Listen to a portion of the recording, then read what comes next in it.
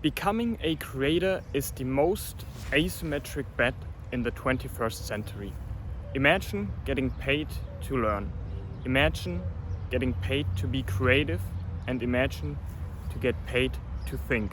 Imagine that people pay you for the knowledge that is trapped inside of your head. And this is not a phenomenon that only exists in some woo-woo world. This is already pretty common in today's world. Think McKinsey consultants or Warren Buffett. And the exciting part, this encompasses modern value content creators too. I'll break down what I mean with this in today's video. Consultants or investors get paid for their knowledge, their advice or their judgment they give to companies. If you never heard the term asymmetric bet, it's basically a bet with massive amount of upside and little to no risk. Becoming a creator and sharing your ideas, the upside is actually infinite. It costs $0 to film and upload, and with the internet we have infinite leverage. So if you post one tweet, theoretically 5.5 billion people who currently use the internet could see it. There are of course only 600 million people on Twitter, but theoretically even people who don't have an account could find your ideas, your tweets, as all the social media sites are integrated into the World Wide Web, into the web browser. By sharing your ideas on the internet, you access digital leverage that anybody who doesn't use the internet to create doesn't have. You can literally start from zero. You can start with one tweet and then scale it up as high as you want to if you're willing to learn all of the game, like writing, persuasion, marketing, sales, video editing, filming, etc. Of course, it's a lot, but the only thing stopping you is you. The problem with most people though is it takes them 20 years to start. Also, why is this an asymmetric bet that literally has no downside? A lot of people are really scared to press publish. I, for example, was staring at my tweet for 50 minutes before pressing publish. I was terrified, but now I don't think twice before I hit send. With YouTube, there's still a massive fear involved for me. All my high school friends, my family, what are they going to think of me? I cringe so much before uploading. Talking to the camera feels weird. But what am I afraid of? Literally the only thing I'm doing is sharing the ideas that had a massive impact on my life so far. Ideas that completely changed my life for the better. I just know the more I will do it, the more it will get part of my identity, and the less self-conscious I will get in terms of, okay, how am I speaking to the camera and what are people going to think of me? Because honestly, who gives a fuck anyway? Honestly, this exactly is the biggest thing for me. If you're not posting something because you're scared of what other people think of you, then you're not a free person. That's just the cold, harsh truth.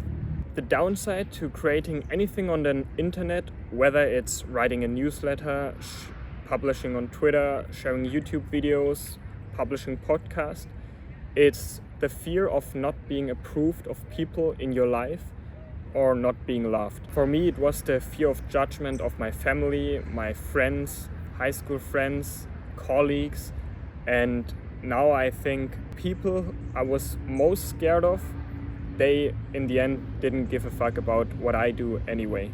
You only think everybody's thinking about you when in reality 90% of or 99% of people's thoughts are consumed by their own problems in their own life. Because in the end, everybody only cares about their own life. It's so freeing to realize that, because in the end that lets you do whatever you want and not what other people expect from you. And this is why creating in any way today on the internet is the most asymmetric bet in the world right now.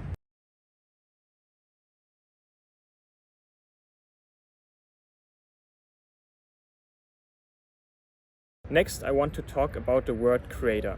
What even is a content creator? At its core, it is someone who creates content.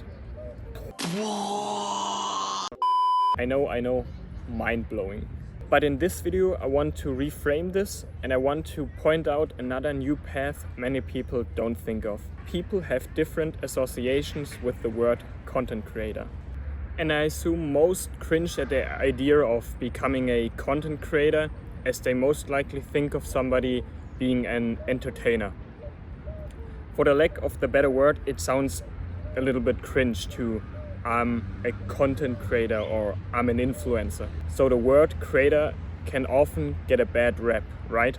When you think of somebody who's a content creator, you will most likely think of somebody who became famous by being extremely hot, entertaining, or showing off their lifestyle, or being extremely funny. People like Mr. Beast, Logan Paul, or Addison Rae. I have nothing against these people. They are incredibly successful at what they do, but they became famous by being extremely entertaining. Monetizing your looks and your ideas is a very fragile game to play. It will only deteriorate over time.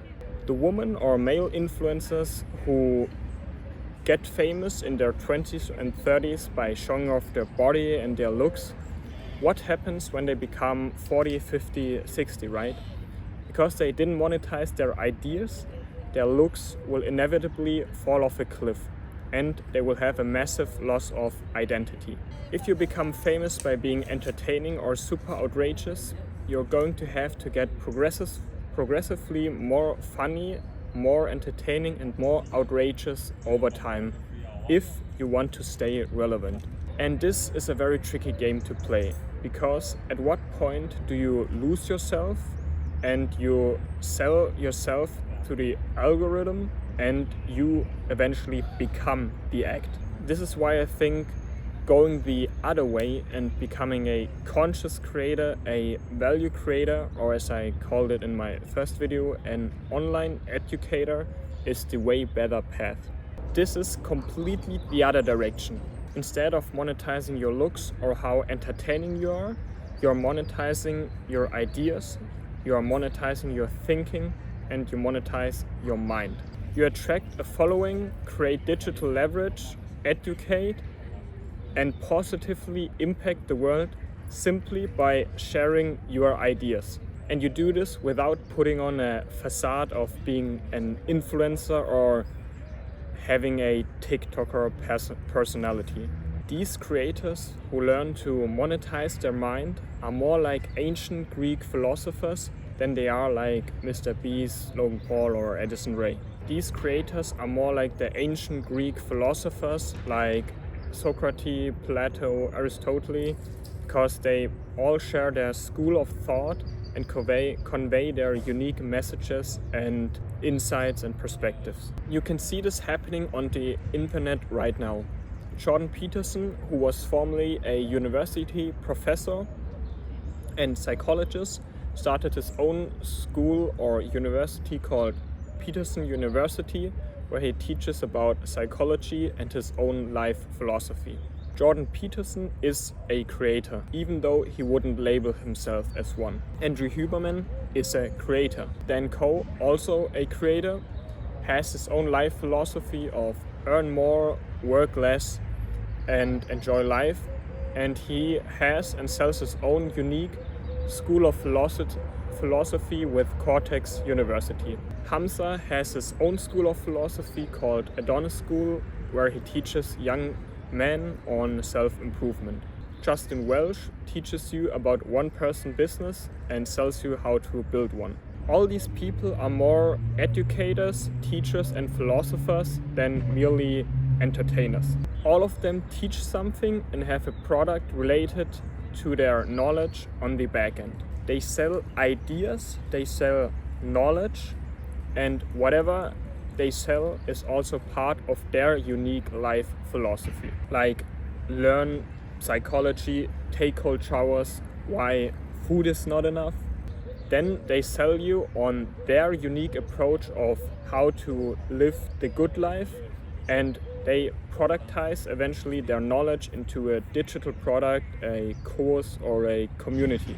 At its core, these are private universities with their own topics and own school of thoughts. People with similar interests, similar brains, and therefore similar problems will gravitate towards them over time. This is how they attract similar people and grow. And of course, even as an educator, your personality will shine through in whatever you create. I like to crack jokes from time to time, from video to video. Nothing wrong with that. Building the foundation of your following on high quality ideas is a far better approach than going the entertainer route over the long run. As you continue learning, read more books, refine your thoughts, the quality of your thinking will only improve. Becoming an online educator costs $0 to start. It is self-improvement on steroids, as you are forced to face your fears. You create passive income while you learn all the modern and future AI-proven skills of the internet, like persuasion, writing, and growing and building your audience. And this is why I invest my most precious resource, my time, into the most asymmetric bet of the 21st century: becoming a value creator.